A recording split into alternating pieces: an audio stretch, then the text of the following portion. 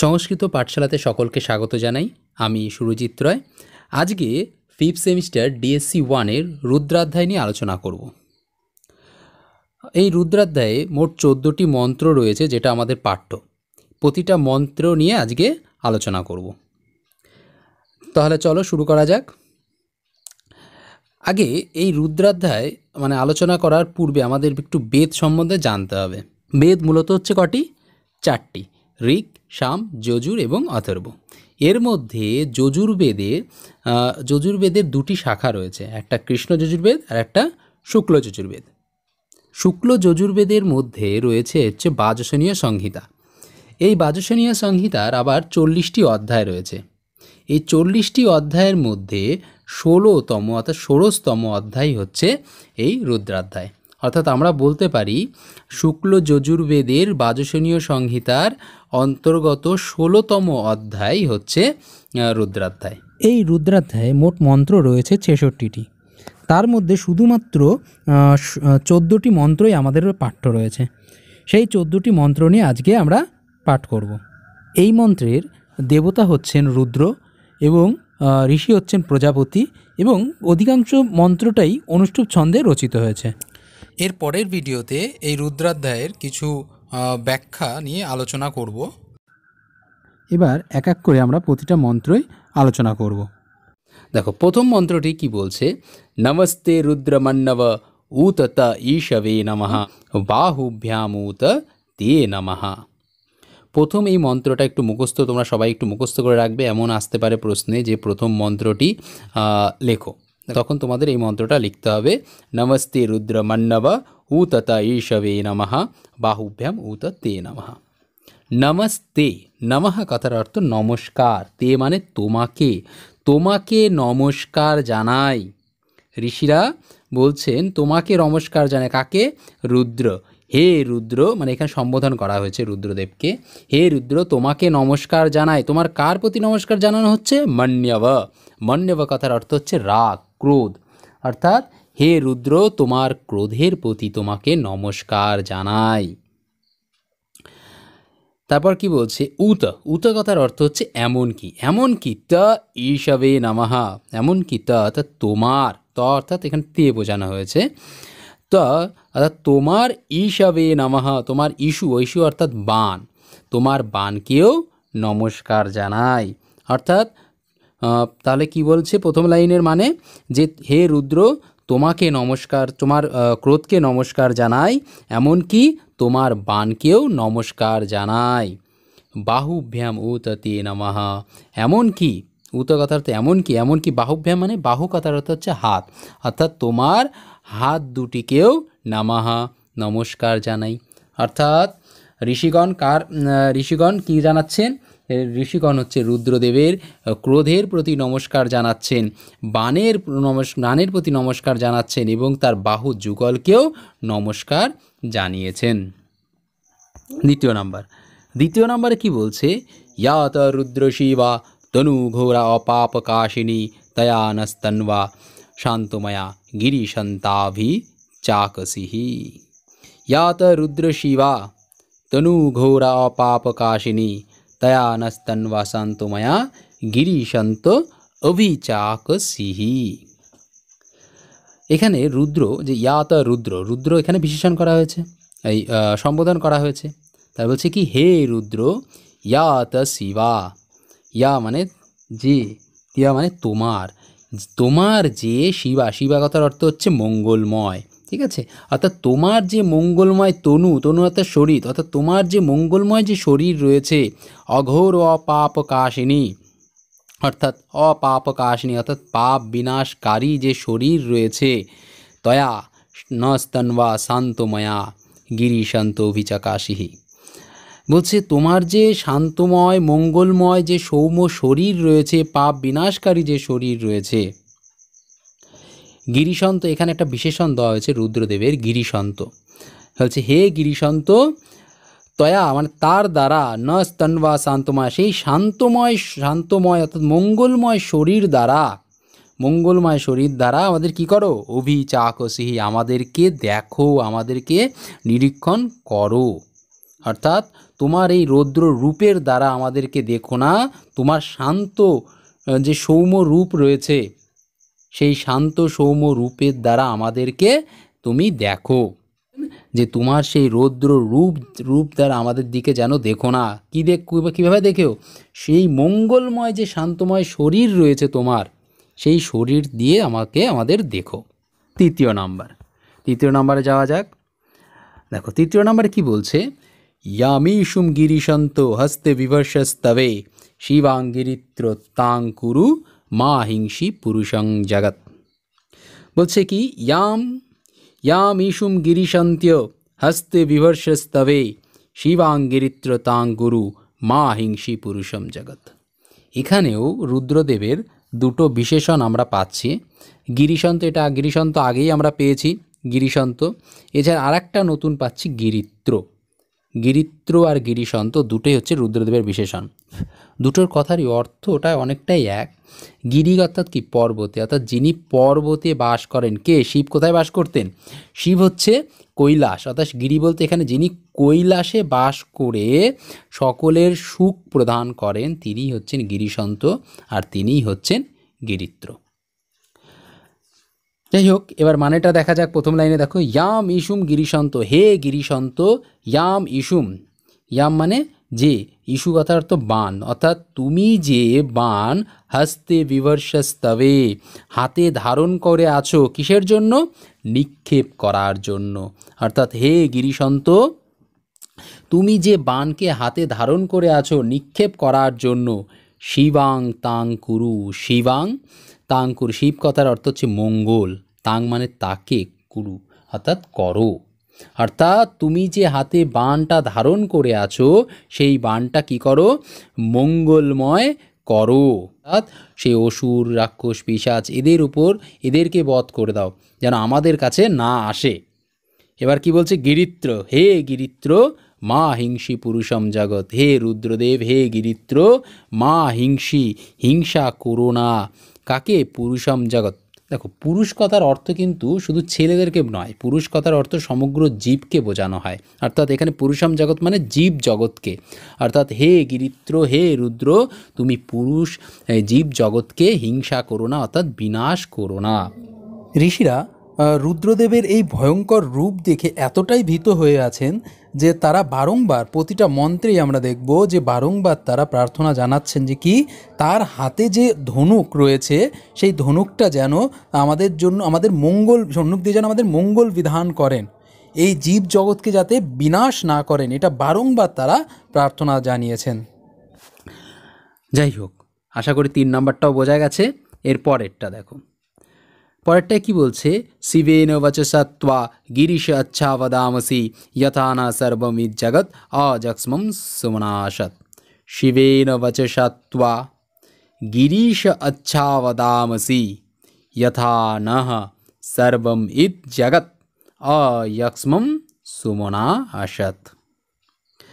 শিবেন বচসা, শিব কথার অর্থ কি? মঙ্গল। বচসা কথার অর্থ উক্তি, অর্থাৎ মঙ্গলময় স্তুতি বাক্যের দ্বারা, মানে তোমাকে, গিরিশ, এখানেও একটা বিশেষণ আমরা পাচ্ছি গিরিশ। আমরা গিরিশন্ত একটা বিশেষণ পেয়েছিলাম, গিরিত্র পেয়েছি, এখানে পাচ্ছি গিরিশ। অর্থাৎ হে গিরিশ, মঙ্গলময় স্তুতি বাক্যর দ্বারা তোমাকে আচ্ছা বদামসি, তোমাকে পাবার জন্য প্রার্থনা জানাচ্ছি। অর্থাৎ হে গিরিশন্ত, হে গিরিত্র, হে গিরিশ, অর্থাৎ কাকে সম্বোধন করা হচ্ছে এখানে? রুদ্রদেবকে। তাই কি বলা হচ্ছে? হে রুদ্রদেব, হে গিরিশ, তোমাকে আমরা প্রার্থনা জানাচ্ছি কিসের দ্বারা? সেই মঙ্গলময় স্তুতি বাক্যের দ্বারা তোমাকে প্রার্থনা জানাচ্ছি। কেন? তোমাকে আচ্ছা বাদামসি, তোমাকে পাবার জন্য, অর্থাৎ তোমাকে যাতে আমরা খুব সহজেই পাই তার জন্য মঙ্গলময় স্তুতি বাক্যের দ্বারা তোমাকে প্রার্থনা করছি। যথা না সর্বম ইদ জগৎ অয়ক্ষ্মম সুমনাশত। যথা, যাতে, যথা মানে এখানে যাতে, যাতে কেন প্রার্থনা জানাচ্ছি, তোমাকে কেন পেতে চাইছি? তার উত্তর কি বলছে? যথা, যাতে ন সর্বম ইদ জগৎ, এখানে ন বিসর্গ আছে, ন মানে হচ্ছে আমাদের, বা মানে এটা ষষ্ঠীর বহু বচন আমরা বলবো রূপটা, ঠিক আছে? অস্মাৎ শব্দের এটা বিকল্প রূপ ন। আমাদের সর্বম ইদ জগৎ সমস্ত এই জগৎটা অযক্ষ্মম সোমনাশত। অযক্ষ্মম কথার অর্থ হচ্ছে রোগহীন এবং সুন্দর মন যুক্ত হয়। তোমাকে পেলে আমাদের এই আমাদের আর রোগ ব্যাধি থাকবে না, সবার মনই সুন্দরে ভরে যাবে, অর্থাৎ কারো মনে কুৎসা, কারো মনে হিংসা ইত্যাদি থাকবে না। আশা করি বোঝা গেছে। নেক্সট 5 নম্বর। 5 নম্বরে কি বলছে? অধ্যবচত অধিবক্তা প্রথম দৈব্য ভীষক অহিংসা সর্বং জম্ভয়ন সর্বাশ্চ জাতু ধন্য অধুরাচি পরাশুভ। অধ্যবচত অধিবক্তা অর্থাৎ আমাকে সর্বাধিক বলুন, অধিবক্তা তো বলুন, হে রুদ্র, হে রুদ্রদেব আমাকে সর্বাধিক বলুন। প্রথম দৈব্য ভীষকা, প্রথম কথার অর্থ প্রধান, মুখ্য, অর্থাৎ যিনি কিনা দৈব্য অর্থাৎ দেবতাদের প্রধান, প্রমুখ্য, ভীষক অর্থাৎ চিকিৎসক, অর্থাৎ যিনি কিনা দেবতাদের মুখ্য চিকিৎসক ছিলেন। অহিংসা সর্বম জম্ভয়ন, অহিংসা সর্বম জম্ভয়ন বলছে হে রুদ্র তুমি কি করো? সমস্ত হিংস্র প্রাণীদেরকে কি করো? জম্ভয়ন বিনাশ করে দাও। সর্বাশ্চ ইয়াতু ধন্য অধরাচি পরাশুভঃ, এবং ইয়াতু ধন্য ইয়াতু ধন্য অর্থাৎ যে সমস্ত রাক্ষসেরা রয়েছে, অত্যাচারী রাক্ষসগণেরা রয়েছে,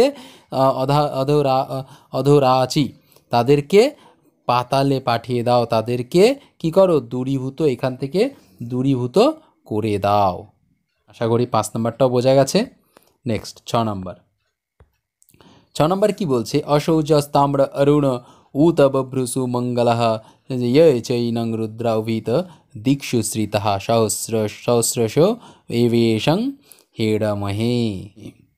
অশৌ যে কিনা, যে রুদ্র কি তাম্র বর্ণ বিশিষ্ট, অরুণ বর্ণ বিশিষ্ট, এমনকি বভ্রুসু মঙ্গলহ এমনকি মঙ্গলময়, অর্থাৎ যে এই যে রুদ্র তিনি কি তাম্রবর্ণ, কখনো তাম্রবর্ণ বিশিষ্ট, কখনো অরুণ বর্ণ বিশিষ্ট, কখনো মঙ্গলময়,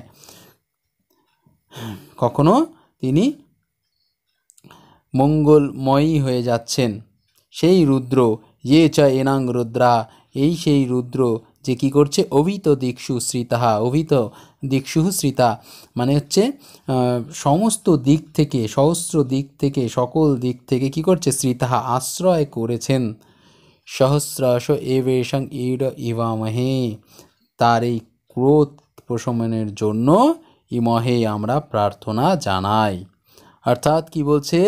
যে এই রুদ্র হচ্ছে কখনো তাম্রবর্ণ বিশিষ্ট, কখনো অরুণ বর্ণ বিশিষ্ট, কখনো মঙ্গলময় হয়ে রয়েছেন। সেই রুদ্র সমস্ত দিক থেকে, সমস্ত দিককে আশ্রয় করে সহস্র এডস এব এশং হেড ইমহে, সমস্ত দিককে আশ্রয় করে রয়েছেন এবং কি করছেন? তার যে হেড কথা হতো ক্রোধ, তার ক্রোধকে প্রশমনের জন্য প্রার্থনা জানাচ্ছি। সেই রুদ্রের ক্রোধের প্রশমনের জন্য আমরা প্রার্থনা জানাচ্ছি। অর্থাৎ আমরা এটা বলতে পারি যে এখানে কিন্তু সাধারণত রুদ্রের সঙ্গে আদিত্যের তুলনা করা হয়েছে, মানে আদিত্যই হচ্ছে যেন রুদ্র। যেরকম সকালবেলা উঠলে মানে ভোরবেলায় তাম্রবর্ণ বিশিষ্ট হয়ে থাকে এবং যখন অস্ত যায় তখন হচ্ছে অরুণ বর্ণ বিশিষ্ট হয়ে থাকে এবং সারা দিনই তিনি মঙ্গলময়। এই রুদ্রই সহস্র সহস্র কিরণ দ্বারা, তার যে সহস্র সহস্র কিরণ দ্বারা কি করেছে? সমস্ত দিককে আশ্রয় করে রয়েছে, তাই তো? এই সূর্য কিন্তু তার যে বাহু, তার যে সহস্র যে কিরণ, সেই কিরণ দ্বারা সমস্ত দিককে কিন্তু কী করেছেন? আশ্রয় করে রেখেছেন। এব এসং হেড ইমহে, তার এই ক্রোধ প্রশমের জন্য বারংবার কি করা হয়েছে? প্রার্থনা জানানো হচ্ছে। আশা করি এটাও বোঝা গেছে। নেক্সট 7 নম্বর। 7 নম্বরে কি বলছে? অসৌজ অবসর্পতি নীলগ্রীব বিলোহিত উত এনং গোপা দৃক্ষণ ন্য উদহার্য সদৃষ্ট মিরায়তি নহ। বলছে অসৌজ অবসর্পতি নীলগ্রীব বিলোহিত, বলছে হে নীলগ্রীব যিনি নীলগ্রীব, নীলগ্রীব কথার অর্থ কি? গ্রীব কথার অর্থ হচ্ছে গলা, যার কণ্ঠ নীলকণ্ঠ, নীল বিশিষ্ট। হে নীলগ্রীব, অসৌজ অবসরপতি বিলোহিত, বলছে বিলোহিত অর্থাৎ রক্তিম বর্ণ বিশিষ্ট, যিনি কিনা অস্ত যাওয়ার সময় কী বর্ণ বিশিষ্ট হয়? রক্তিম বর্ণ বিশিষ্ট হয়ে বিরাজ করেন। উত এনং, এনাকে কি করছে? গোপা অদৃক্ষণ, সমস্ত গোপালকেরা এনাকে দর্শন করতে পারে, দেখতে পারে। আর কে দেখতে পারে? উদহার্য অদৃক্ষণ উদহার্য সদৃষ্টে মিরায়তি নাহা, অর্থাৎ আর কে দেখতে পারে? আর হচ্ছে উদাহার্য অর্থাৎ জল যারা আহরণ করছে, জল নিয়ে যাচ্ছে এমন যে সমস্ত রমণীরা, তারাও এই রুদ্রকে দেখতে পারেন। দেখতে পারেন দুজনই, এক হচ্ছে গোপালকেরা আর একটা হচ্ছে সেই রমণীরা যারা কিনা জল সংগ্রহ করেন। সেই রমণীরা হচ্ছে কি করতে পারেন? এই আদিত্যরূপ রুদ্রকে দর্শন করে থাকেন। সদৃষ্ট মিরায়তি নহ, সেই দর্শনরত সেই রুদ্র তাদের দৃষ্টি গোচর হয়ে, দৃষ্টি মিরায়তি নহ, সেই দৃষ্টি গোচর হয়ে আমাদেরকে কি করুক? সুখ প্রদান করুক। এটাই হচ্ছে ঋষিদের প্রার্থনা। 8 নম্বর মন্ত্রে কি বলছে? নমস্তু নীলগ্রীবায় সহস্রাক্ষায় মেরুষে অথ ইয়ে অস্য সন্ত্বান অহম তেভ্য আকারং নমঃ। বলছে নমস্তু, নমস্কার জানাই, নীলগ্রীবায় অর্থাৎ সেই নীলকণ্ঠীকে, যার কণ্ঠ কি নীলাভ হয়ে গেছে, অর্থাৎ নীল বর্ণ বিশিষ্ট এমন কণ্ঠী অর্থাৎ নীলগ্রীবকে নমস্কার জানাই। নীলকণ্ঠী কেন হয়েছেন তিনি? কারণ আমরা জানি যে শিব যখন সমুদ্র মন্থনের সময় হলাহল বিষ, সমুদ্র মন্থনের সময় কি উঠে এসেছিল? হলাহল বিষ উঠে এসেছিল। এবার সেই বিষ কে ভক্ষণ করেছিলেন? একমাত্র শিব তিনি যখন এই হলাহল বিষটা গ্রহণ করেছিলেন তখন তার কণ্ঠটা কী হয়ে গেছিল? নীল বর্ণ বিশিষ্ট হয়ে গেছিল, তাই তার নাম হয়ে যায় নীলগ্রীব। সেই নীলগ্রীব অর্থাৎ সেই নীলকণ্ঠীকে নমস্কার জানাই। সহস্রাক্ষায় মেরুষে, সহস্র অক্ষ অর্থাৎ সহস্র হাজার হাজার চক্ষুযুক্ত, হাজার হাজার চক্ষুযুক্ত মেরুষ্টে অর্থাৎ হাজার চক্ষুযুক্ত শ্রেষ্ঠ বর্ষণকারী সেই রুদ্রকে নমস্কার জানাই। এখানে হাজার চক্ষুযুক্ত হচ্ছে কার কথা বোঝানো হয়েছে? ইন্দ্র হচ্ছে হাজার চক্ষুযুক্ত, অর্থাৎ ইন্দ্রের মতো সেই রুদ্রকে, ইন্দ্রের স্বরূপ যে রুদ্র, সেই রুদ্রকেও নমস্কার জানাই। এবং কি? মেরুষ্টে কথার অর্থ হচ্ছে শ্রেষ্ঠ বর্ষণকারী, অর্থাৎ শ্রেষ্ঠ বর্ষণকারী সেই রুদ্রকেও নমস্কার জানাই। অর্থাৎ নীলকণ্ঠ বিশিষ্ট রুদ্রকে নমস্কার জানানো হচ্ছে।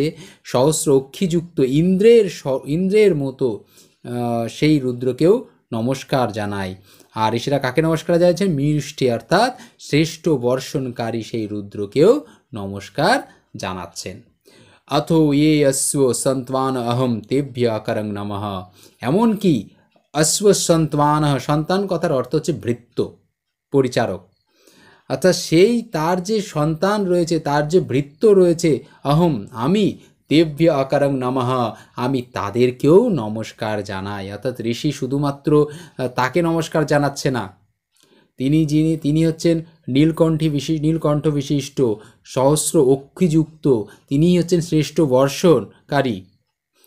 ঠিক আছে, শ্রেষ্ঠ বর্ষণকারী তিনি, তাকেই নমস্কার শুধু জানাচ্ছেন না, তারও কাকে নমস্কার জানাচ্ছেন? তার যে ভৃত্যগণ রয়েছে সেই ভৃত্যগণদেরও তিনি নমস্কার জানাচ্ছেন। আশা করি বোঝা গেছে এটা। নেক্সট, এরপরে আসছে হচ্ছে 9 নম্বর। 9 নম্বরে কি বলছে? প্রমুঞ্চ ধন্বনস্ত্বম উভয়োরান্ত্যর্যাম ইয়াশ্চ তে হস্ত ঈশবঃ পরাতা ভগব বপো। ভগব কথার অর্থ হচ্ছে হে ভগবান, হে ভগবান, প্রমুঞ্চ ধন্বনস্ত্বম উভয় অন্তর্যাম, তোমার যে ধনুকের, ধন্বনের কথা ধনুক, তোমার যে ধনুকের উভয় প্রান্তের যে জ্যা কথার অর্থ হচ্ছে যেটা ওই যে গুণো, যে মানে দড়িটার কথা বলা হচ্ছে, ঠিক আছে। তোমার যে বা দড়িটাকে ছিলা বলা হতে পারে, ঠিক আছে। তোমার যে ধনুকের যে উভয় প্রান্তের যে ছিলাটা আছে, যে জ্যাটা রয়েছে, তা কী করো, মুক্ত করে দাও, প্রমুঞ্চ, অর্থাৎ সেটাকে মুক্ত করে দাও। যদি ছিলা না থাকে তাহলে বাণ নিক্ষেপ করতে পারবে না। ঋষিরা বারংবার ভয় পেয়ে, যে রুদ্রের রূপের দেখে ঋষিরা ভয় পেয়ে তারা বারংবার প্রার্থনা করেছেন জগৎকে যেন বিনাশ না করেন। সেই জন্য তারা বারে বারে বলছে যে তোমার হাতে যে মানে তোমার হাতে যে ধনুকটা রয়েছে, সেই ধনুকের দুই প্রান্তের জ্যাটা অর্থাৎ দুই প্রান্তের ছিলা দড়িটা মুক্ত করে দাও। ইয়াশ্চাতে হস্ত এইসব পরা তা ভগব বাপ, হে ভগবান, তোমার হাতে তে হস্ত, তোমার হাতে যে ইস্যুবা মানে যে বাণগুলো আছে তাদের কি করো, দূরে নিক্ষেপ করো, তাদেরকে এখান থেকে দূরে নিক্ষেপ করো, এখানে নিক্ষেপ করো না। আশা করি বোঝা গেছে। নেক্সট 9 হচ্ছে 10 নম্বর। 10 নম্বরে বলছে বিজ্জং ধনু কপরদীন বিশল্যবানবা উত অনিশনস্য ইয়া ঈশব আভুরস্য নিসঙ্গধি। বিজ্জং ধনু কপরদীন বিশল্যবানবা উত অনিশনস্য ইয়া ঈশব আভুরস্য নিসঙ্গধি। বিজ্জং ধনু অর্থাৎ রুদ্রের ধনু, বিজয় ধনু, বিজয় ধনু, কপরদীন, কপরদীন কথা হচ্ছে জটাধারী। বলছে হে জটাধারী, বিশল্যবানবা, তোমার হাতে যে ধনুক রয়েছে তার সেই বিজ্জং ধনু, অর্থাৎ জ্যা যেন, তোমার ধনুকের জ্যা যেন হচ্ছে মুক্ত হয়ে যায়, জ্যা যেন না থাকে, জ্যা রহিত হয়ে যায়। জ্যা বিজ্জা মানে হচ্ছে জ্যা রহিত, জ্যা যেন না, তোমার ধনুকের মধ্যে যে জ্যা রয়েছে সেই জ্যাটা যেন না থাকে, অর্থাৎ যে দড়িটা রয়েছে সেই দড়িটা যেন না থাকে। হে জটাধারী বিশল্যবানবা, এবং তোমার যে বাণ আছে সেই বাণের অগ্রভাগ, অগ্রভাগটা কেমন হয়, ছুচালো, সেই অগ্রভাগটা যেন না থাকে, বিনাশ হয়ে যায় যেন। আর কি বলছে, উত মানে এমন কি, অনেশনস্য ইয়া ঈশব আভুরসি নিসঙ্গধি, এবং তোমার কাছে যে ঈশব কথার অর্থ হচ্ছে তরোয়াল, তোমার কাছে যে তরোয়াল রয়েছে, আভুরস্য নিসঙ্গধি, সেটা তার আভু অর্থাৎ তার যে মানে তরোয়াল রাখার যে মানে যে কোষ, সেই কোষটা যেন শূন্য থাকে, অর্থাৎ কি, অর্থাৎ যেন তরোয়াল তোমার কাছে না থাকে। অর্থাৎ ঋষিরা প্রার্থনা কি করলেন, যে বিজ্জং ধনু কপরদীন, হে জটাধারী, তোমার ধনুকের জ্যা যেন মুক্ত হয়ে যাক, বিশল্য বানবান, তোমার বাণগুলোর অগ্রভাগ যেন নষ্ট হয়ে যাক, অনিশনস্য ইয়া ঈশব আভুরস্য নিসঙ্গধি, এবং তোমার হাতে যে মানে তোমার হাতে যে তোমার বাণ রয়েছে, বাণ নয়, তোমার হাতে যে তরোয়াল রয়েছে সেই তরোয়াল রাখার আধার বা কোষ সেটা যেন শূন্য হয়ে যায়, কোনো যেন অস্ত্র না থাকে। নেক্সট হচ্ছে 11 নম্বর। 11 নম্বরে কি বলছে দেখো, যে ইয়াতে হেতি মিরুষ্টম হস্তে বভূবতে ধনুঃ তয়া আসমান বিশ্বত তম অজক্সময়া পুরী ভুজ। বলছে কি, ইয়াতে হেতি মিরুষ্টম, অর্থাৎ মিরুষ্টম কথার অর্থ হে শ্রেষ্ঠ বর্ষক, ইয়াতে হেতি তোমার হাতে যে অস্ত্র স্বরূপ, বভূবতে ধনু তোমার হাতে যে অস্ত্র স্বরূপ যে ধনুক রয়েছে, হেতি আয়ুধ স্বরূপ যে ধনুক রয়েছে, তয়া তা তয়া আসমান বিশ্বতঃ ত্বম অজক্সময়া পরিভূজ। বলছে সেই ধনুকের যে বাণ, সেই বাণ যেন আমাদের কি করুক, বিশ্বতঃ মানে সব দিক থেকে আমাদের যেন অজক্সময়া পরিভূজ, নিরুপদ্রব্যে যেন আমাদের পরিপালন করে, নিরুপদ্রব্যে কি করে, আমাদের পরিপালন যেন করে, আমাদের দিকে যেন কোনো বাধা না আসে, আমাদের বরঞ্চ কি করবে, আমাদের যেন রক্ষা করে। আপনি যে হাতে বাণ ধরে আছেন, সেই বাণ যেন আমাদের সব দিক থেকে, সমস্ত রোগ বলো ব্যাধি বলো সমস্ত দিক থেকে যেন আমাদের রক্ষা করেন। এটাই হচ্ছে ঋষির প্রার্থনা। ঋষি আজকে প্রজাপতি। প্রজাপতি ঋষির প্রার্থনা এটাই যে যেন তার যে বাণ, সেই বাণটা যেন নিরাপদ জীব জগৎকে নাশ না করে আমাদের কি করে, আমাদের যেন রক্ষা করেন, পরিপালন করেন। নেক্সট হচ্ছে 12 নম্বর। 12 নম্বরে বলছে পরিতে ধন্বন্য হেতি রসমান বিনুক্তু বিশ্বতঃ অথ ইয়া ঈশুদিস্তবারে আসমানি দেহি ত্বম। পরিতে ধন্বন্য হেতি রসমান বিনুক্ত বিশ্বতঃ, বলছে হে রুদ্র, বলছে কি তে তোমার যে ধন্বন্য হেতি, তোমার যে ধনুক স্বরূপ আয়ুধ অর্থাৎ হেতিগতের অস্ত্র রয়েছে, আসমান বিনুক্তীয়, তা সব দিক থেকে পরিবিশ্বতঃ মানে সমস্ত দিক থেকে যেন আমাদেরকে বিনুক্ত অর্থাৎ আমাদেরকে যেন পরিত্যাগ করে, বর্জন করে, আমাদের দিকে যেন তোমার হাতে যে ধনুক রয়েছে সেটা যেন আমাদের দিকে না আসে। একবার যদি ভোলা মহেশ্বর যদি আমাদের দিকে তীর ছোড়ে তাহলে কি হবে, আমরা সঙ্গে সঙ্গে মারা যাব নাকি, ধ্বংস হয়ে যায় পৃথিবী। তাই জন্য বলছেন যে আপনার হাতে যে, হে রুদ্র, আপনার হাতে যে অস্ত্র স্বরূপ যে বাণটা রয়েছে সেটা যেন আমাদেরকে মানে পরিত্যাগ করে, আমাদের থেকে যেন দূরে থাকে। যত যা ঈশুদিস্তবারে আসমান নিদেহিতম, বলছে অতএব ইয়া ঈশুধি স্তবারে, এবং তোমার নিকট যে ঈশুদি অর্থাৎ তুনির রয়েছে, আসমান নিদেহিতম, আমাদের থেকে সেটা দূরে স্থাপন করো, দূরে সরিয়ে রাখো। তোমার কাছে যে অস্ত্র রয়েছে সেগুলো সব কি করো, সব আমাদের থেকে দূরে সরিয়ে রাখো। 13 নম্বর কি বলছে, অবত্যত্ত ধনুষ্টব্যম সহস্রাক্ষ সাথে সুধে নিশির যে শল্যানং মুখা শিবনা সুমনা ভব। বলছে কি সহস্রাক্ষ অর্থাৎ হে সহস্র অক্ষিযুক্ত, শতে সুধে অর্থাৎ শত তুনির ধারী, অর্থাৎ এখানেও আমরা বিশেষণ পাচ্ছি সহস্রাক্ষ, শতে সুধে, এগুলো কার বিশেষণ, রুদ্রের বিশেষণ। অর্থাৎ শতে সুধে মানে শত শত তুনির ধারণকারী। অবতত্য ধনুষ্টব্যম, তোমার যে ধনুক রয়েছে, বলছে তুমি তোমার যে ধনুক রয়েছে, ধনুষ্টব্যম অবতপ্যন, ধনুষটা নামিয়ে রাখো। নিসর্জ শল্যানং, তোমার যে শল্য আছে অর্থাৎ বাণের যে অগ্রভাগ রয়েছে সেই অগ্রভাগটা কি করো, মুক্ত করে দাও, ভোঁতা করে দাও।